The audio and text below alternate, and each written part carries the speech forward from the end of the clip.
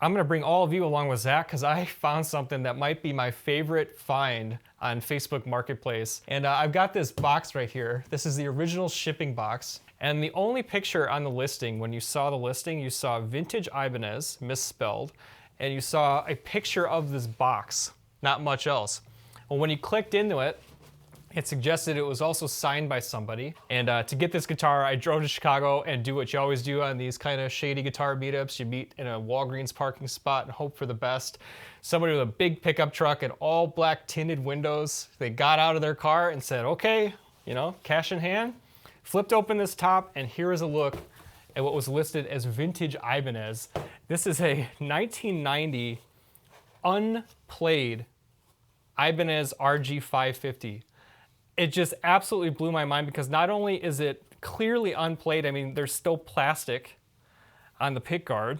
It has not one bit of playwear anywhere on the guitar, and it's in this rare color called coral metallic pink. I love Gibson guitars, I love Fender guitars, but if you know me, I always have had my eye on an Ibanez RG550. I just think they're one of the coolest, meanest super strat shredders from the golden era of shred. And this is just the best example I've ever seen of a vintage RG550. I can't even bring myself to wipe the dust off this guitar because this is literally how this guitar sat for years and years and years. Was in its original shipping box, no case. And I started asking questions. I said, well, obviously, where did you get it? What's the story on it? And I came to find out that the gentleman I bought this guitar from was good friends with a legendary Chicago blues artist and guitarist. And no, I can't give you the name, unfortunately. I wish I could. And he said it was given to him as a gift. I mean, literally like this, and said, I think I got the shipping box, didn't have a case, because presumably it was also given to this musician by somebody special. And it's when we picked it up and flipped it over that it really, really took my breath away, because not only was this a prime, perfect example of an RG550, which was already cool in its own right, we flipped it over, and on the back, in perfect condition, what? Steve Vai's signature, right there on the back. So as best as I can put it together, this may have been a promotional guitar that Steve Vai signed and gave to his friend and guitarist colleague, well-known guitarist in Chicago, legendary guitarist in Chicago, and Steve Vai's signature right there to prove it. This has even the brown paper on the back control cavity. Usually, I mean, if you find an RG550 from the late 80s to early 90s, it is beat to hell because they're meant to be played. And usually, I mean, this back panel where it says Ibanez made in Japan is all corroded. It's like rusted over. There's usually big nasty cracks in the neck pocket because it's just been played and used and abused. There's a famous break that occurs in the locking nut because this wizard neck, this maple neck, it's super thin, but all that pounding and beatings that it takes of years and years of play, you usually develop a nasty crack right through here. And this guitar has none of that. I mean, look at the Goto tuners are perfect, absolutely perfect. RG550 decal, Fuji Gen 0 for the Japanese Fuji Gen factory, and this was made in 1990. And Steve Vai's signature right there. And I even have a picture of Steve Vai that he signed at a concert. And so I was able to compare and hold it up side by side, and it's a dead match. And all that to say, if you want a guitar with a story, that is what gets me going more than anything else, is when I'm buying and selling a guitar and on the hunt for something with a story. I mean, I can't bring myself to even dust this guitar off. And that's where I've got another question for you. You can drop a comment. I've never had a guitar cause me so much stress. I didn't overpay for this guitar. I actually paid a really, really fair price for this guitar. And truth be told, I could make money on it. If I sold this guitar, I could probably make a pretty penny on it, reselling it. And I've never had a guitar cause me so much stress, because here's a dilemma. I haven't played it yet, because I've never had a guitar this pristine where I don't even want to take the plastic off. And this is like one of my dream guitars. To have an RG550 in this condition, I want to beat this thing up. I want to keep this forever and play it. But I have never been so stressed out about, can I really bring myself to even wipe the dust off, let alone pull the plastic off this guitar? So you can tell me what you would do in this situation. If this was one of your dream guitars and you came across it in this condition, would you keep it and play it? or would you sell it? And at this point, it's not even really about necessarily the profit I would make on it. I mean, that's a bonus. But to tell you the truth, it's more like, if I let this guitar go, am I going to be kicking myself for the rest of my life? And Zach's nodding his head yes.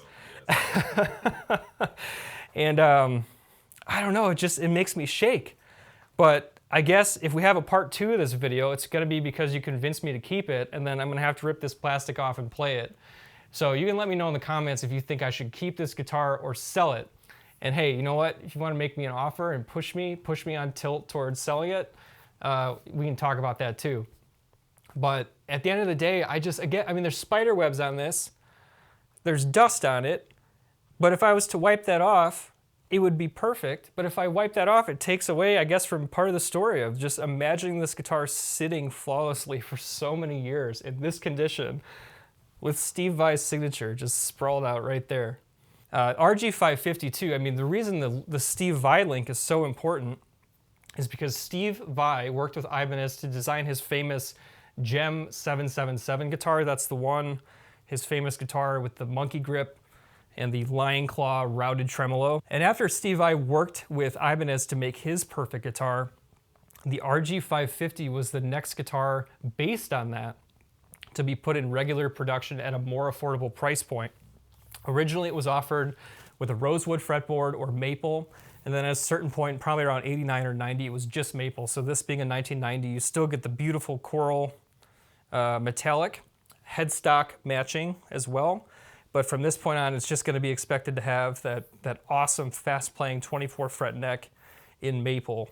And if you've not played one of these, they're just absolute, race car guitars. I mean, they are just speed machines. I just absolutely adore this era of guitars. They've really become more collectible too. I mean, not just Ibanez, but I think golden era Japanese shred guitars have really gone up in value for good reason, because they're cool. They're really cool. I mean, even with Gibson, trying to bring back Kramer and pulling out some of those, hot pink colors and all that, it just speaks to that. But gosh, maybe part 2, maybe I'll work up the strength to plug this in. But for now, I just had to share this story with you, because I figure as I buy and sell now, if I find one that I come across that has a really good story, I want to start sharing those stories with you too, because oftentimes they get missed in doing new guitar demos. And I buy it, I sell it, it goes in, it goes out, never makes it on the channel. Well, this is maybe a new, fresh way to change that up. And yeah, gosh, I just absolutely love these guitars. Let me know what you think in the comments. Check out our new guitar demos, and if you have a great story about finding a used or vintage guitar and you want to tell us a story, drop it in the comments. You can also email us a picture of your finds to playandtradeguitars@gmail.com, and maybe we'll feature it in an upcoming video. And like I said, this one just kind of leaves me speechless. I'm not ready to plug it in yet, but if you can convince me, maybe there'll be a part 2 and we'll let this thing rip. Otherwise, I'm gonna have to pass it along to somebody else, because I just can't figure it out. That's how guitars go, isn't it? Well, Craigslist haul, revisited with a pretty amazing story. Tell me what you think. See you on the next video. I'm John with Play and Trade Guitars. That's Zach behind the camera. We'll see you on the next one. We bought Steve Vai's guitar? Possibly. Unbelievable. Someone please convince this man to plug it in. We'll see if you can convince me to plug it in. See you there.